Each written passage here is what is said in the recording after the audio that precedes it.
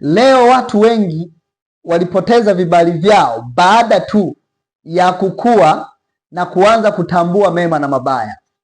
Wewe hapo unaponitazama, kibali chako ulichokuwa nacho, unawaza mbona zamani nilikuwa hivi? Mbona nilipokuwa mtoto nilikuwa hivi? Mbona leo siko vile nilivyokuwa? Ulikiharibu kibali wewe mwenyewe siku ulipoanza kujua mema na mabaya. Ulipoanza kujua hiki ni kizuri, hiki ni kibaya, ulikiharibu pale pale kibali chako. Kwa hiyo Musa naye alizaliwa na kibali ndio, lakini sasa kwa nini Farao anaanza kumtafuta ili amuue? Kwa sababu Musa alizaliwa katika kipindi cha mauti. Kwa ile mauti bado iliendelea kumfuatilia ili afe.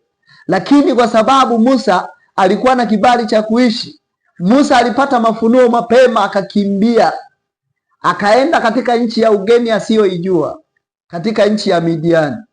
Alipofika katika ile nchi ya Midiani, Musa ilimgharimu. Kibali alichokuwa nacho hakikumsaidia tena cha kuzaliwa. Bwana Yesu asifiwe sana. Kwa hiyo chunga sana, kumbuka, Biblia inasema kumbuka ni wapi ulipoanguka, rudi ukatubu, rudi ukatengeneze. Ni wapi ulipopoteza kibali chako? Ni wapi ulipopoteza kibali chako kwa Mungu? Ni wapi ulipopoteza kibali chako kwa watu? Nafasi bado unayo, rudi ukatengeneze kibali chako.